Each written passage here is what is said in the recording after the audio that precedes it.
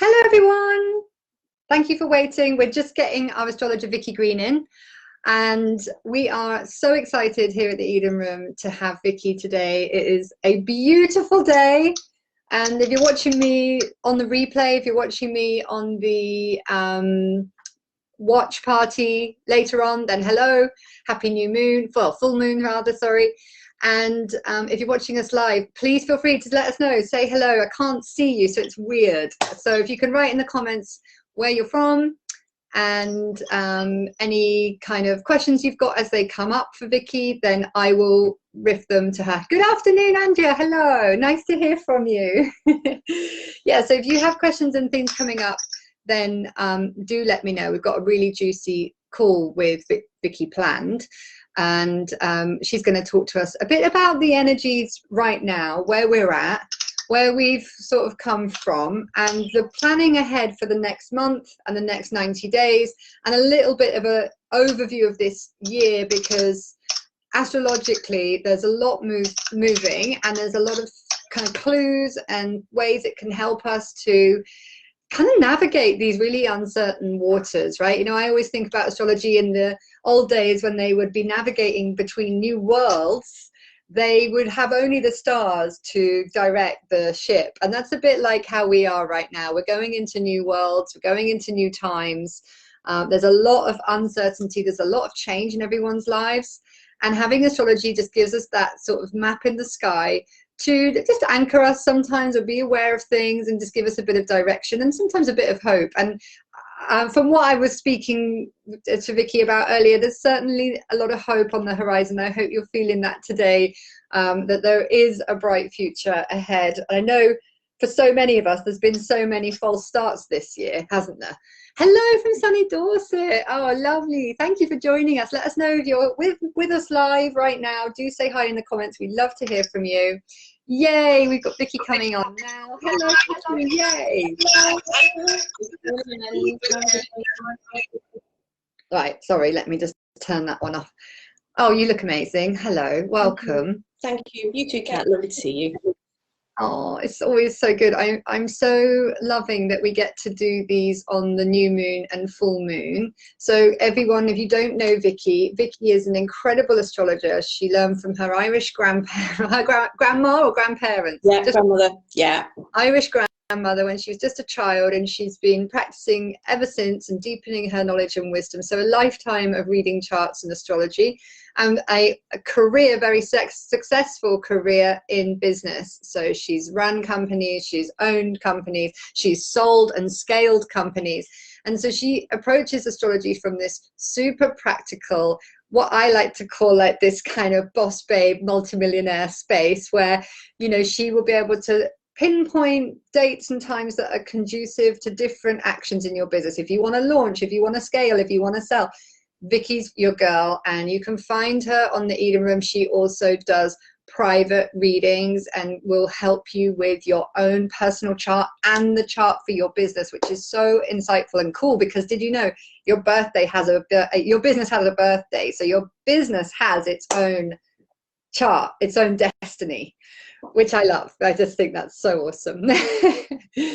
Yeah, so without further ado, we're really happy to have you here on this full moon. We could do these sessions with Vicky at the Eden Room, and if you are a member, you'll be able to participate in them. I think this might be our last free one, so if you love this, I think next time it might be a small ticket price unless you're a member, and then it will be free for you. So do check out what we've got going on, because we've got a whole host of lovely events coming up in March to support you with your evolution and your goals and your dreams and your lifestyle, especially in these really hectic, uncertain, and sometimes quite challenging mentally and emotionally and spiritually times. You know, we've all taken a bit of a pasting in the last year. And so Vicky, I'm excited because I know you're going to bring today the freshness and the feeling of spring and the feeling of maybe slightly freer and more wonderful times ahead. So I'm going to pass over to you. I hope that was, I missed anything? That's really important. I think so today is really about both feeling into how the energy is working right now with the full moon, but also looking a little bit ahead to help people sort of think about what they might sounds like a dangerous term, doesn't it now? Sort of think about the future. So a bit of both, a bit of now and a bit of what's to come.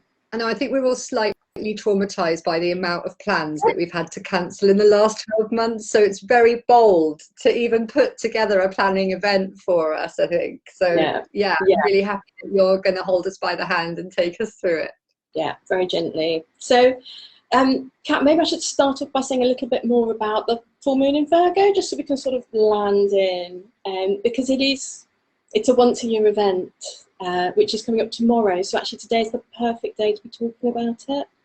And I feel really strongly about this full moon. I mean, I know we spoke before that this Virgo energy is something that's really meaningful for us, because there's something very beautiful about the way that Virgo is both compassionate and practical. And I think right now, sort of getting that feel of what can we do? We've had a year's worth of being told all the things we can't do. And this sense of actually being able to take control a little bit of our immediate environment, feel into what it is that we actually enjoy doing, get back in touch with our bodies. I mean, how many of us are actually sort of getting to the point where we think we might go out later this year? And it's like, oh my gosh, I walked up some stairs over there and felt my knees. So you know, very full moon Virgo, so like actually being prepared to start taking action. So that doesn't necessarily mean that we're running out and doing loads of stuff immediately. This is the last full moon before we hit the spring equinox, which has got more of that sort of the real birth of spring and the freshness and the moving out. This is our last moment to take stock and to really use that full moon energy to be thinking, so what is going on? What has been going on so far this year? And where am I at now? So that was really the piece that I want to sort of bring in here. And also to sort of acknowledge, I guess, really that although we might have felt that we started this year 2 months ago, in some ways we've had a lot of false starts. I think, you know, 1st of January was great, but nobody really went anywhere. We've had Imbolc again, we're all being sort of kept in. And even Valentine's Day, which sweet as it was, we'd got that Mercury retrograde. So it was trying to make the best of a Valentine's Day where we were all stuck in and maybe couldn't even be with the people we wanted to be. So this actually is the beginning of that very sort of ambitious thought of what might actually be coming next. And there is something very, if we can suspend our like conditioning around how we should live and how we should do New Year's Eve and how we should do Valentine's Day, there is something like, as you're talking, I'm just reflecting on how perfectly that does sync up with the kind of more Celtic wheel of the year, the way the indigenous people to the UK a long time ago would have acknowledged the seasons and the changing of the year and kind of not expecting too much of ourselves from those winter months. I think that's exactly right. And while that, I'd say that would normally be the case, this year how much more so? You know, everything that's going on out there in terms of the energies. I mean, I think we were all quite excited. There's been the conversations about Age of Aquarius. It's like, oh my gosh, we're finally here. You know, and it was great. We celebrated the new moon in Aquarius last 2 weeks ago, but still that energy is yet to really, it's been born, but it's not really emerged. So very much this sense of coming out of hibernation, which is appropriate, I think, in the cycle of the year, but also very much what the planets are telling us right now. Love that. Thanks for sharing more about this full moon, Vicky, and what it means to you and what people can really be feeling into today and tomorrow, because it's like a 48-hour window, isn't it, when there's a full moon? It is. It's really beautiful. So as we're speaking, the moon is moving through the final degrees of Leo, and so it will tip over into Virgo later, and then it's actually going to be exact tomorrow morning. So it's going to be at 8 degrees 57 minutes of Virgo and Pisces, which is fantastic, because when it comes together in that way, it's also picking up on some of the other energies that we've seen. So by coincidence, the Saturn Uranus square is also at 7-8 degrees. So all of these energies, we're not just seeing a full moon energy here, it's picking up across the whole sky in terms of the energies that we can make use of right now.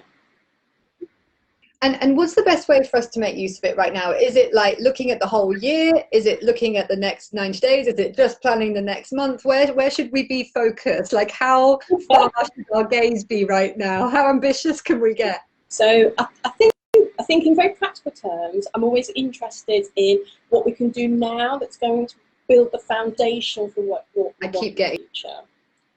that, build the foundations, and it's not time to like run out there yet. It's No. like still the foundational groundwork. Absolutely. And it was interesting in your introduction, you were referencing about scaling companies. I mean, the real sort of experience I've had in terms of growing businesses rapidly is that you tend to only think about 3 months, 90 days at a time, because things just change so much, so quickly. It's almost like you get rebirthed every 3 months and you have to make a new set of decisions and priorities. So I would say that the essence of what we can do today is really going inside and assessing where we're at, assessing what we want, because I think it's really important we don't start planning until we're really clear on what planning means for us and also what's meaningful for us. I mean, I think the big mistake would be to jump on this, oh my gosh, it's spring cleaning, I need to get on. This almost externally focused, or what does the world expect of me at this point? I'm surrounded by magazines and adverts and all the rest of it telling us that this is what we should be doing next. Whereas, it's full of shoulds. Whereas really, I think that what we need to drill into is how are we feeling, what matters to us, and then what our priorities are, and then how might those evolve in a really nurturing way over the next 3 months. Can I tell you just personally, right, this is a bit embarrassing, but for someone that has worked on themselves extensively, I would say, and run their own business for like over a decade, honestly, I would say this is the first year that I've actually understood about what it means to sit with how you feel and what it means to know what your needs are and how to then have the courage to speak up and have the wonderful feeling for like, this is what I need and this is where I stand on this. And I don't know whether this is 2020, whether it's just done it across the board. I definitely had it intellectually. I understood it and I thought I understood it and I was aware of it. But 2020 forced me, and the first couple of months of 21, to keep coming back to what am I feeling? Yeah. And it sounds ridiculous, doesn't it? So simple. Honestly, I think that the uplift in energy, particularly coming since the Jupiter-Saturn conjunction in December, so I think a lot was focused into that, and then since then with all these planets in Aquarius, it's all the new way of doing things, and it's very interesting, isn't it? Because that kind of uplifts the potential, but surprisingly, of course, before we can achieve actually with all that energy, we have to do the inner work first, and it's embodied. Like the energy just doesn't support this codependent drama triangle anymore. You cannot project anymore. No. Like if I feel something uncomfortable and I want to blame it on this other person, I'm immediately taken back to what's here for me, and what is it that I need to get clarity on. And if I'm feeling anxious, why am I feeling anxious? That's not just random. That's information. What am I actually really uncomfortable about, but I need to look at and address? And that I think ties in really well, because this full moon is every full moon, right, is an illumination. Things come into your awareness that you've kind of just been a little bit brushing under the surface, or not quite ready to look at, or weren't fully ripe in your consciousness. And now it's like, oh, it's that thing, or it's like, I've got to do this uncomfortable thing. I've got to fire this person. I've got to make a change here, or I need to step up in this way, or I need to speak up to that person, or I need to completely cancel this subscription, or I need to go and hire such and such. And it's oftentimes like the how really quickly comes in. And I'd love to just quickly touch on that, because we spoke about the planning being often people want the how and making it all neat in the planner. And that just seems not fully available to us anymore in the way it used to. That old school planning, I think, has probably gone generically. And I think for those people who particularly are sensitive to the energies and the way things are moving, where we are getting the benefit, but the actual work that has to be done, it's going through the messy period, actually. It's being able to do a rigorous self-inventory of who we are and what we need. And it is very much about those values. So this energy that I just referred to, the Saturn-Uranus square, I mean, the Saturn is in Aquarius, but rather than our normal Saturn, which can be terribly hierarchical, it feels like it's a little bit more freedom-oriented.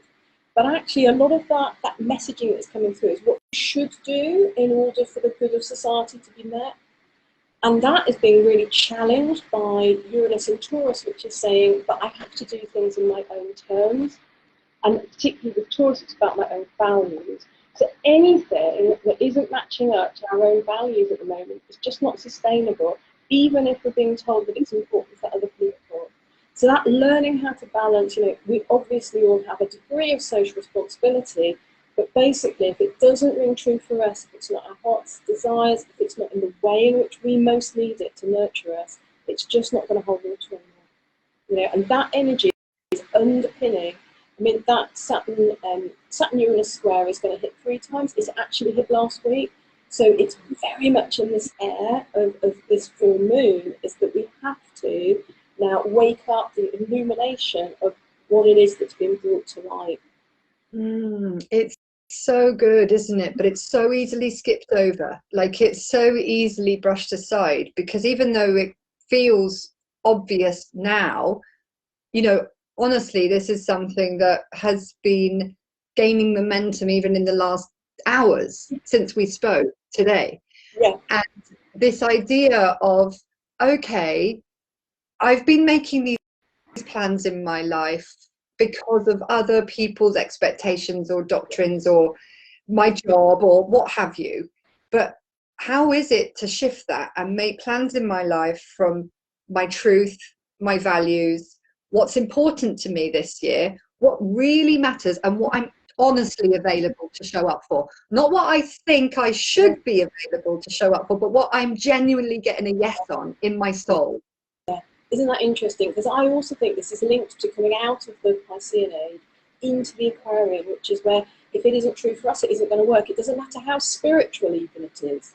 So these things that intellectually we thought were true, not saying they were ever bad or wrong, but now we're in, actually, if we don't get the absolute alignment, that personal piece that's personally meaningful, which is the spirituality now in the new Aquarian vibe, then it just isn't going to work at all. It's really fascinating. I keep saying things aren't going to work, but actually there's going to be huge amounts that does. So I do want to be a bit more positive, but now is the taking stock. It's the wheat from chaff moment, it being Virgo, absolutely, sorting and separating, seeing what is actually meaningful. Okay, so we're on board with what's kind of falling away and some of the old paradigm ways of looking at our lives and looking at ourselves and maybe abdicating our needs and abdicating from responsibility about our own feelings and what really matters to us, and pretending and going through the motions instead. And now we're saying, okay, that's not going to work this year. You cannot fool the universe. You're not kidding anybody. The only way forward is in this path of your own truth. Doesn't matter if such and such thinks it's spiritual or not. No dogma. It's you, and it is between you and you. It's between you and your bigger self, right? Your higher self, or God, whatever you want to call that. So then let's focus on what will work this year, and then that's where we are. That's where we've been. Now we're here. How do we navigate this ship and get to our destiny, or like true north? How do we set our soul canoe in the right direction right now? So I think the first thing is probably recognising that we do have a soul canoe, that by going in and tuning in, we can actually make really good use of. So this other side of the Virgo Moon, we're in Pisces, and we have the most beautiful alignment. We have Venus, Sun and Neptune all in Pisces, absolutely beautiful. And that's the moment at which we're free to dream, we're free to imagine, we're free to be honest about what we love. What does inspire us, what makes us want to be creative and artistic. What is our image of the spiritual for ourselves? And I think that quite often we get a little bit nervous about Pisces. Oh, aren't they the dreamers? Aren't they the ones that sort of go off the rails or whatever else? It's like, no, this energy more than ever is important. And I think that until we can actually all acknowledge that we're all artists, we're all creative, we're all spiritual. I mean, that is the Aquarian message. Not that we all only do Aquarian things. It's that we bring that sense of our individuality and our sense of freedom. So we'd say that if there's one watchword this year, it's all about freedom. It's a balanced freedom that can acknowledge that, I need to do my thing, I need to honour you doing your thing. But absolutely, as we drill in, we're going to find resources we didn't know we had. And that's probably the most exciting thing over this period, particularly these next 90 days. So having sort of had a bit of a decluttering, whether that's sort of in our environment or in ourselves, we're then going to have the space for things that we just haven't really quite imagined before that were possible.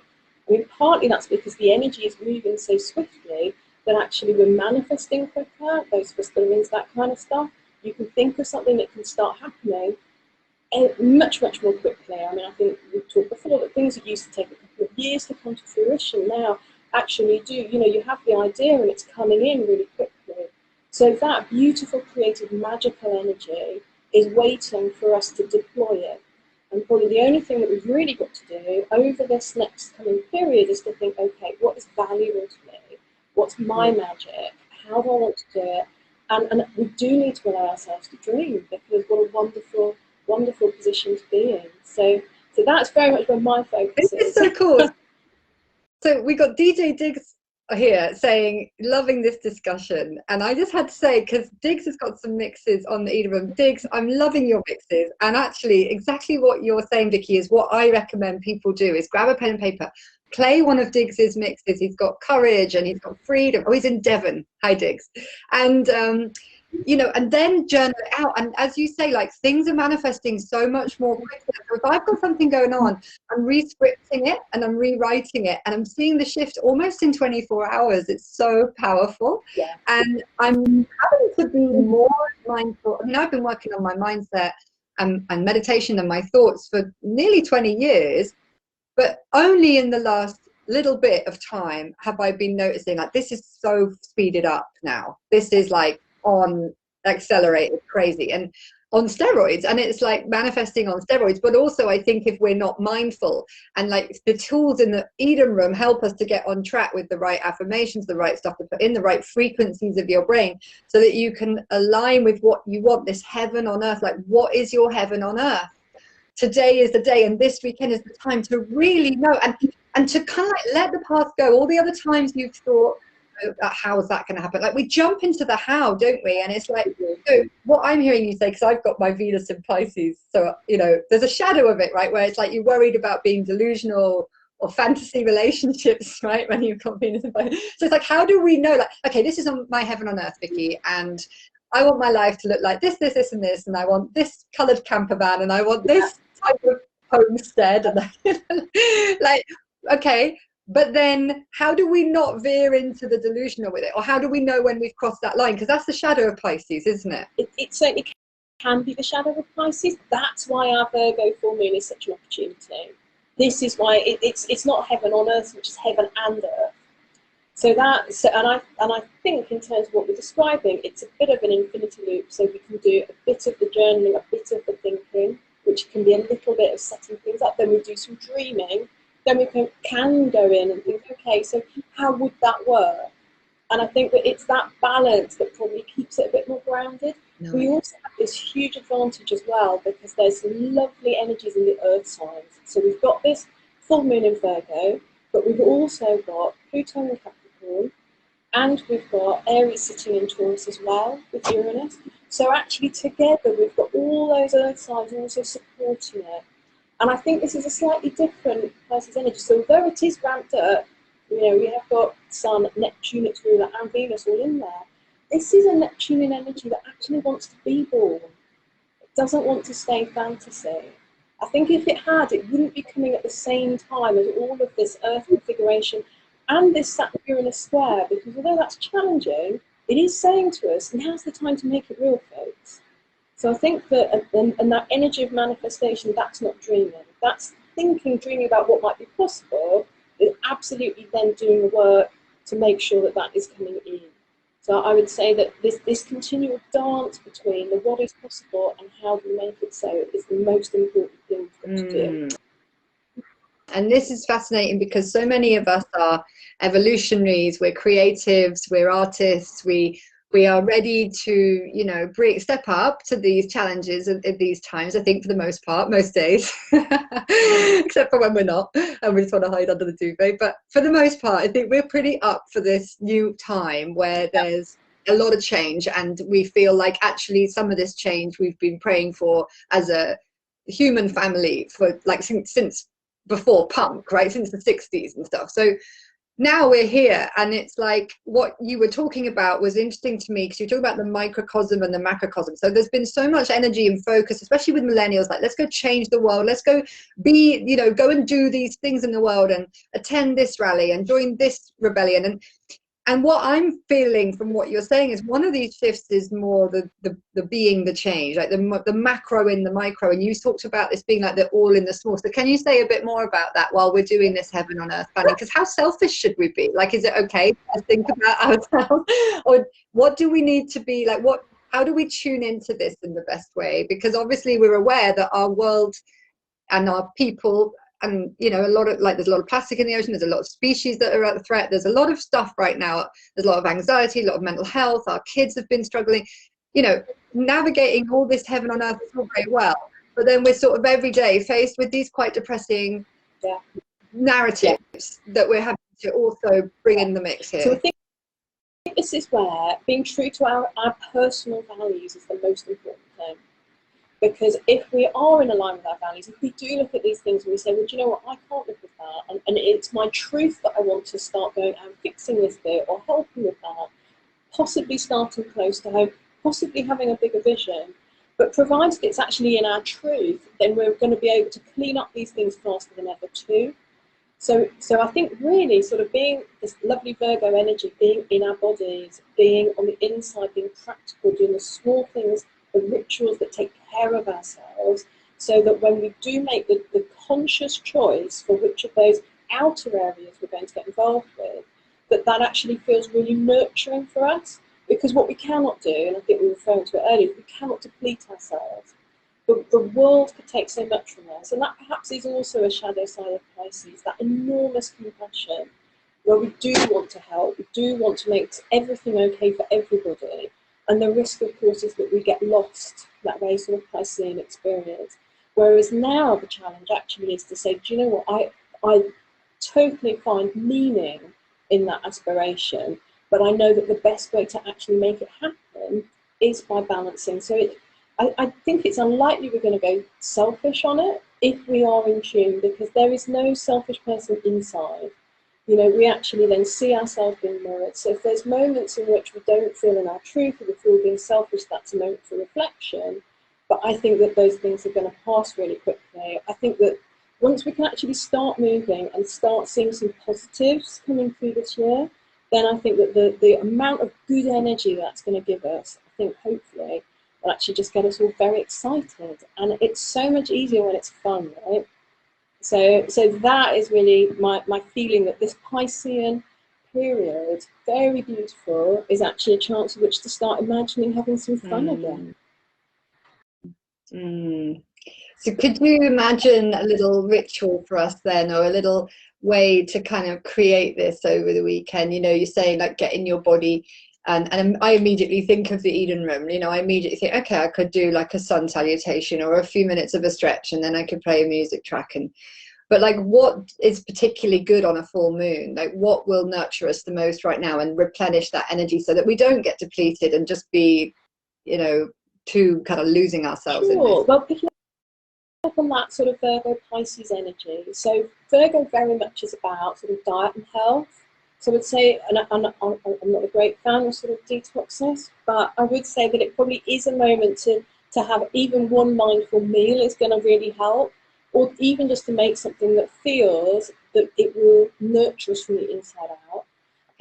Have you noticed, like Pisces being the water sign, like I've been so thirsty, like even just drinking enough water, right? Like our brain is over 80% water and cannot function, and we're so sort of really dehydrated without realizing most time, aren't we? Like 75% of back pain is actually dehydration. We need constant reminders, like drink enough water.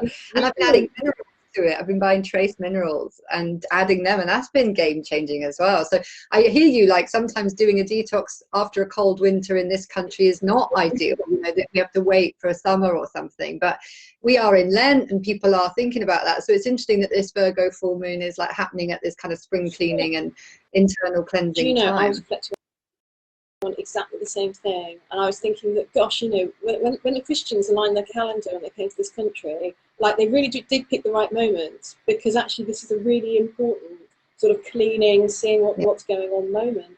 The water, I completely agree with. So odd actually, because I just had a picture of water and I was thinking, well, that's very Pisces, is it Virgo? But it absolutely is. And I was going to say, in terms of feet with Pisces, very much sort of self-massage at the moment, perhaps rather reflexology would be the perfect moment. You know, that really health given through the feet. So anything that's actually just going to nurture us physically. What I would also say is, I mean, music, the perfect thing. I mean, obviously, we're in this wonderful Piscean energy, and I would just say go for it. You know, whether or not that is sort of calm and quiet, whether or not it's actually going and dancing it out, dance, beautiful thing. So, you know, so mindful movement, dance, having fun is just going to be the best feeling at the moment. Doesn't always sit so much with the Virgo energy. I think it's important people tune into which element of this is most meaningful for them. And obviously some of that will have to do with their own birth charts in any event in terms of what resonates. But it's a really, I was going to say, I think it's one of those full moons that I think it will really reward us for paying attention to it. There's something quite unshowy about a Virgo full moon. It's quite an unusual sort of revealing. It's quite a sort of a gentle goddess energy there. But actually, and this is also where we're back to the more in the small, you know, doing the small things, doing something deliberately. And we're into crafts as well in Virgo, you know, all the things that actually make other things possible. I think that dedicating a little bit of time to that is going to pay dividends. Yeah, I really feel the benevolence of that planning around Virgo, because Virgo's top priority is always going to be well-being and health. It's never going to be just work, work, work and deplete yourself and burn yourself out. We've got Diggs here saying, how do we balance empathy with self-preservation? And that's almost exactly what you're saying. Like the empathy is the Pisces, where the sun is right now. The moon is in Virgo, which is this like benevolent but quite firm ruler, right? Like she's structured and organized, and you know, but she's not ever going to sacrifice health for any job or anybody, is she? Absolutely isn't. And I think this is where the attention to detail matters. So I think the key between those bits is the self-awareness. It's the knowing where we might be tipping over the edge, and it's the appropriate valuing of detail. So it's knowing when to start and when to stop something, and it's knowing where we begin and where we end. And I think that sort of Virgo Pisces combination is all about, you know, what is diffuse that we can use, and then what is exact that we can build with. And it's only by going round in that experience repeatedly that we actually build an awareness of who we are as we're doing all of our day-to-day activities. I mean, you know, there's lots of sort of sayings about we are our habits. And I think, you know, full moon in Virgo absolutely shines a light on. So what habits have we got? And how do we help build more supportive habits? And I think that actually is, if you like, the self-preservation key.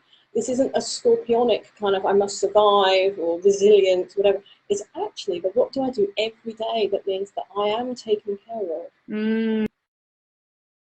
Yeah, again, it's like we've tried to present that in really easy bite-sized formulas to grab on the go, because the truth is, Vicky, and I'm interested about your opinion on this, is like, and the self-awareness piece as well, how do we set up those habits then if we're not doing it? You know, because we don't want the Eden room to be like this should, you know, one more thing you should do.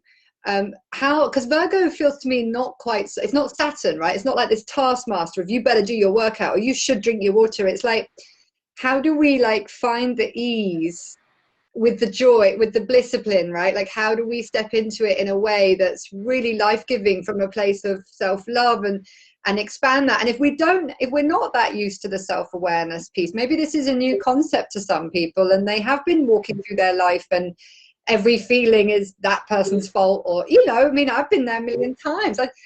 I used to be like, what's a trigger? I don't understand. What actually is a trigger? Everyone says trigger, but what does it actually mean? Yeah. You know, so I don't want to like shame anybody. I'm like totally right there with you, a sister on the path. But, you know, it's one thing to say, great time to put habits in place and look after our well-being. But in terms of the actual application of that on a day-by-day basis, like how do we log in and use that information that, you know, maybe the amount of times you sign up something and you don't actually just do it, like get to work with it, get to participate, find your edges and move through them and hold it gently and like that, you know? Yeah. So I think this is where, I know we've been talking a lot about Virgo, but actually the energy underneath this, what we're talking about at the moment, is the moon. If we think about the moon in this sort of constant flow, you know, and we're coming up to a full moon, which is where it's all quite busy, and we get that chance to reflect and to act, and then we'll be going back down towards the new moon. And I think that that essence of, so what is it that we could do once a day, once a week, once a month, what feels good, and acknowledging, and I think that this is the crucial piece, it's the emotions. It's how am I feeling as I'm making this choice. And so if there's nothing else we do other than tune in more regularly to how we're feeling, that will inform all the subsequent choices. And my gut feeling is that very, very moon moment, I think that's probably an easier route through for people, because the last thing we want to do is add to everybody's to-do lists. You know, I don't think that the old style of planning, regimented, you know, sort of time and motion studies stuff is going to work in this environment. Whereas on the other hand, I do think, and if there's any benefit to the period we've been through, it's we've spent more time with ourselves. And there's been fewer things to distract us from how we feel. And so I'd say almost it's wherever people are is the perfect place to start from. And just building that awareness of how am I feeling now and what would help me feel even better. So whether we're feeling good, bad or indifferent, there's usually something that would actually meet the next need and the next need. I think it's tuning into that and almost then just stringing the beads on of what feels good and what feels appropriate and what feels happy and healthy, sort of step by step. So very, very gentle with ourselves, I think. I cannot see that there's any real support in the energy anymore for beating ourselves up or sort of setting anything too rigid. So really, really just bring a bit of love into the process, I think. That's so good. I love that. And it's like we don't make the moon wrong for changing and being mutable and having different, like, but we make ourselves, oh, I was meant to do that today and I didn't do it yesterday and whatever. And it's like, no, you're the moon. You're not always the sun. Like, it's not this constant, like, I do this many hours a day of this and I do this many minutes of meditate. And it's like this rigid yogi thing, right? Like this many minutes to the minute, rather than you're the moon. You're the moon. Some days you're going to want to do this. Some days you're going to want to do that. Some days you're just going to have a salt bath, and that's plenty. And you know, it's exactly that. And I have to say, I think that's where the Eva room actually is ideal, because people can actually then choose in the moment. So almost, I guess what I'd be recommending people do is that they actually create more space for themselves to make choices. So rather than locking ourselves into, I'm going to do this subscription, I'm going to join that course, I'm going to make this happen, is actually, well, how do I open things up so I can choose what I want to when it feels appropriate? It's very much more empowering. I mean, I think that the last year's been very much about sort of fitting in and doing what we're told, whereas now we're at the point whereby actually even just starts to exercise those sort of self-discrimination, self-agency muscles of, do you know what, I can choose what I want to do today, and we're going to get to the point where we can choose maybe where we want to go a little bit more. But right now, just the choice of how do I want to spend my time with myself is something that I think is extremely nurturing for people.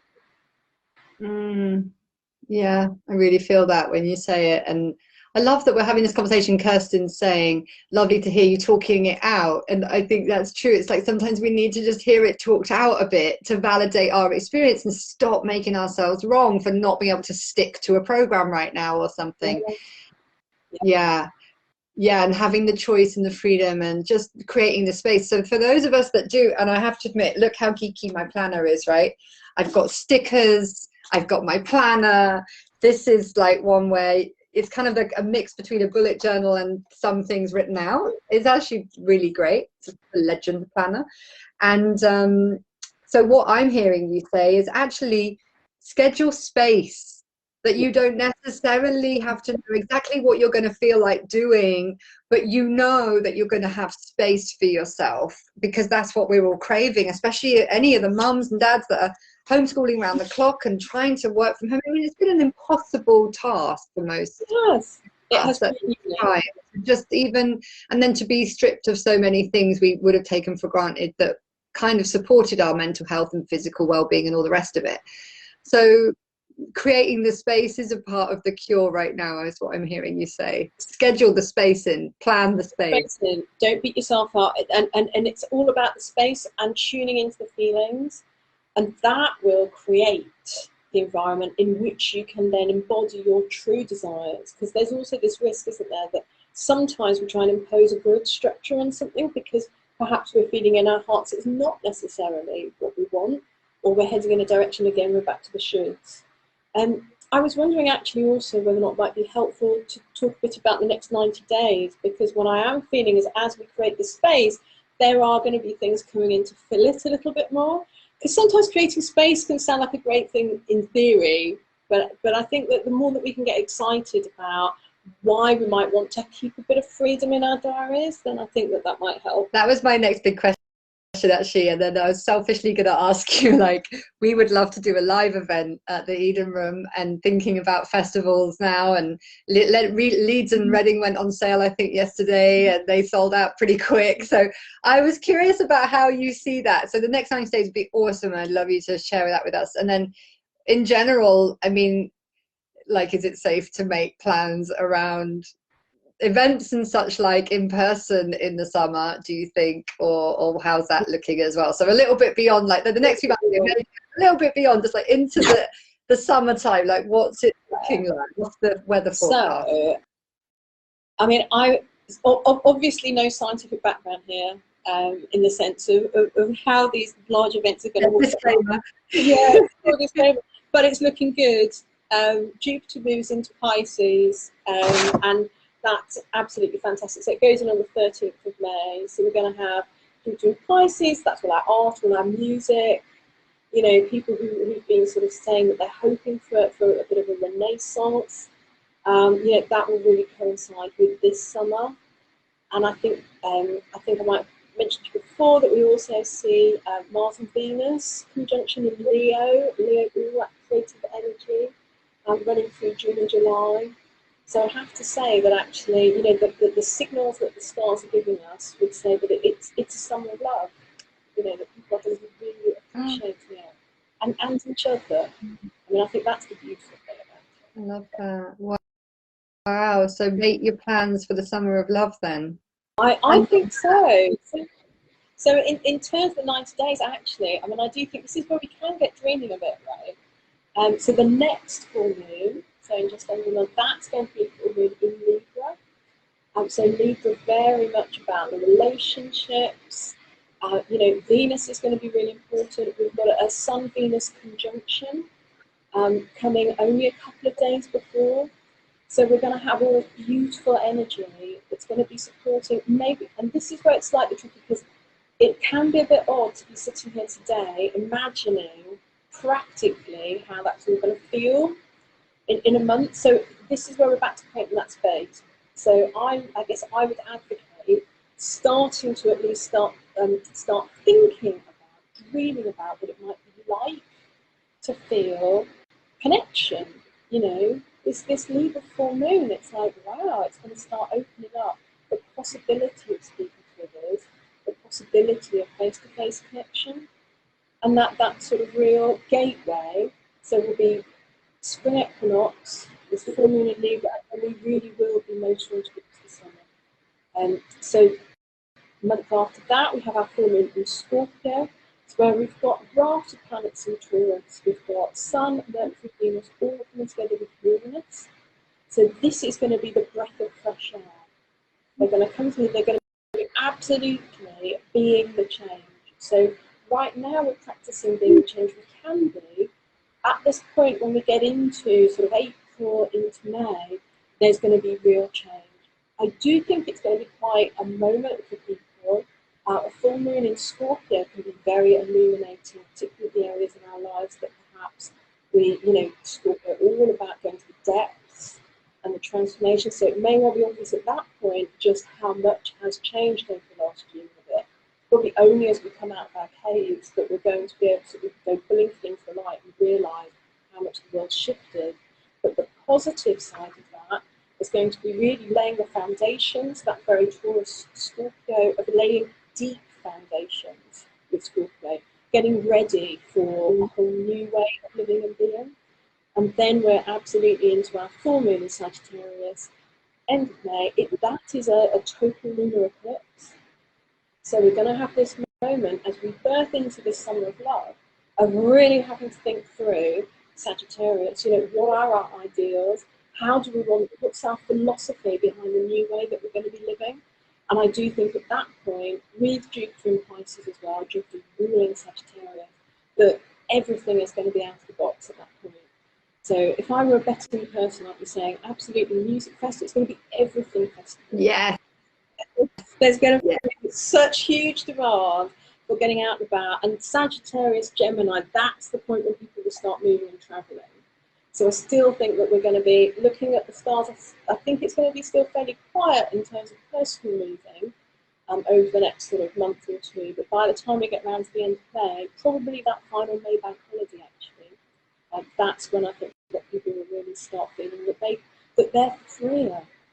This year we're all about freedom, and we're going to see our sort of freedoms coming back in. I think the big question for all of us right now is, what are we going to do with it?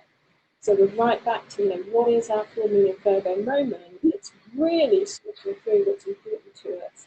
And when we are building our new lives going forward, how are they going to be? Maybe not in every practical detail, but in the essence of them, that really sort of value, intrinsic value place, so that we don't go back to commuting 5 days a week if that's not our truth. So that we don't end up spending all our time in front of screens if that's not our truth. All sorts of options that we can build in for ourselves in the future if we do that thinking. I love this, Vicky. We've got some nice comments. Kat saying push energy just creates more chaos, which ties in really nicely with what you're saying. Absolutely. And I think that so one of the many upsides of astrology is we realise that weather forecast vibe, these energies are there to support us. So actually, the more that we can tune into the way that the planets are sort of naturally evolving towards these places, rather than just trying to sort of get fixated, that I think can be really hugely valuable. So, everyone who just sort of takes the time to tune in is going to get these benefits, whether they understand every single sort of movement. And what about boundaries in that? Because, Virgo is extremely well boundaried. Very much prioritizing health and well-being, like we've shared about the Eden Room being a good sort of go-to place. But I'm curious about the boundaries, because we're saying like create space and it's going to be the summer of love, and we can quite easily go into this like wishy-washy place with this Pisces as well, whereas Virgo is this boundary, like healthy, life-giving thing. Can you share a bit about that and how people who maybe feel afraid to set boundaries with others in their lives, and how they can do that and with their time? Sure, absolutely. I've got to admit, I was up till midnight last night finishing work off. So I think that there's a new way of being that's out and about anyway. I think that there's a growing awareness about sort of hybrid working. So I would say that probably the key is that Virgo's ruled by Mercury, and all of those, it's the conversations that will open up the ability to make that space and to think through how we do all the small things that are going to make a difference. If something isn't working for us, talking to somebody else about why it isn't working. And maybe, I think sometimes if we aim at boundaries, that's too harsh. Perhaps, because if you're someone who naturally finds boundaries, saying no to people a little bit difficult, sometimes even just setting a very low bar of, I'm going to talk to them about how I feel about something might be the way through. That would be a much more sort of Virgo moon type, I'm going to come in gently, just going to throw some light on it, and then I can come back and have another go if I need to. So I think we're very much away from that, everything's got to be sorted immediately and it's got to be done in a way that other people have told me I've got to do boundaries. I think the energy now is much more, how do I get comfortable with having boundary style conversations, and then gradually we'll see. I think we're going to accrete benefits to ourselves as we come out. I think we're way past the Big Bang moments. I think this is all about step by step. And I think that's also where whatever happens this summer will need to be step by step. So it may be that the energy is supporting, yes, all these big things can happen, but they're still going to have to be quite meticulously planned and managed. We're all probably a lot more disciplined than we used to be in terms of how we behave. and hopefully that sort of foundational piece will actually take us through fairly gently. I mean, it will be interesting to see. I mean, we do have a Pluto retrograde in this summer, which might actually also force people to think about sort of the psychological changes and the societal changes that have been going on. So I'm certainly not saying that everything through this year is going to be plain sailing. I guess what I am saying, however, is that there are huge opportunities out there, provided we can get the balance right, for these activities to be taking place again, and just to enjoy them. Amazing. I'm loving this. Right, any questions from the floor? We can stick the questions in the comment. We can see what you're asking. I think this has been great, Vicky. There's a slight muffle on your sound. I think, I don't know if anyone else is hearing that. We're catching pretty much all of what you're saying. I'm just noticing there's a little bit of a kind of muffle on some of the things. So I don't know if there's like a mic tweak you can do. Yeah. So when is that Pluto retrograde? So that starts kicking in. That's coming in at sort of end of May. End of May. Okay, cool. And how long does that last? I was going to say that's a good few months. So that's through then for the most of the rest of the year. Wow. And is that every few years or every? Because like Mars retrograde is only every 2 years, isn't it? How often is Pluto retrograde? Oh, off the top of my head, I can't remember. But I mean, they come up pretty much. We get a little bit of retrograde every year. Okay, every year. Okay, so we. But it'll be interesting, is what I'm saying. And meticulously plan in short chunks is the other thing I'm hearing you say. So take stock of things, plan ahead, but be prepared for change and be prepared that the energies are going to continue to reveal themselves almost like on a need to know basis. You know, it's about really being present. Absolutely. And you know, the fact that this sort of Saturn Uranus square is going to be going on all year means that we will continue having challenges to any kind of hierarchical structure that might be emerging through this period. So I think absolutely, you know, keeping ourselves free, keeping ourselves sort of really quite aware. So this isn't a going and hiding away energy, but it is actually sort of keeping our eyes on the horizon so that we are looking after ourselves as we walk through these times right now. Cool. Okay, and we've got a nice question. Do some signs do better during this period than others, or you know, or some signs do worse, or is that not a thing? I think that's a really good question. I think that certain charts do better. So, for example, people who are sun sign Pisces at the moment will be benefiting from this beautiful energy with Sun, Neptune, and Venus all in there. Equally, if anyone who's had Neptune transiting to their Sun will know that that can be quite a confusing moment. So I would say that it very much depends on sort of what you've got. If you're early stage of Pisces, you've already been through it, you're absolutely fine. But if your birthday is sort of in the later section of Pisces, Neptune being about sort of 20 degrees at the moment, then you're absolutely going to be feeling sort of foggy and a bit sort of cloudy while you work out your higher purpose. So there aren't any bad things in astrology, but how you're experiencing them could be really dependent on where you're What if your moon's in Pisces right now, then how will that be affecting you? So with the full moon in Virgo, that's quite the opposite sign. So if you're naturally someone who feels very Piscean, so moon in Pisces typically would be someone who's very intuitive, very empathetic, very compassionate. You know, the family that they want to belong to is very Piscean, ones that are going to be at home in an artistic or musical or spiritual world. You know, a full moon in Virgo is going to feel like, oh gosh, that's a bit different. That's forcing me to detach perhaps a little bit from where I would normally go to feel comfortable. And actually that could be a really useful moment, because almost seeing how other people see ourselves, so that reflective period of, gosh, do I put other people's needs ahead of my own, would be quite a question. You know, that there are no, I can't generalise enough, but I worry that people with moon in Pisces may actually lose themselves in terms of their emotions. So the more that they can actually reflect on where that might happen would be helpful, and not feeling, and the overwhelm, probably of all of the moon signs, that's one that could feel overwhelmed depending on other people's emotions. So really being able to say, okay, is there another way of being with my feelings where I don't get lost, I don't have to worry, and I don't have to sort of feel absorbed? So it's being less the sponge. Sponge in water would be very sort of Moon in Pisces, whereas Moon in Virgo is going to be a lot more sort of sitting there and actually be able to look at the bowl rather than being the sponge in it. And so that sort of contained sense might be something that would be well worth people meditating on. Oh, I love that, Vicky. That is so beautiful. Vivica says that's 100% me. I've got a dear friend, Moon in Pisces, and I just experienced Pisces season strongly this year for the first time. And I've another girlfriend whose sun is in Pisces. I said, I don't know how you do this all year round. I just don't know how you handle being Piscean. Because it's like so emotional and watery, and there's like a boundlessness with it.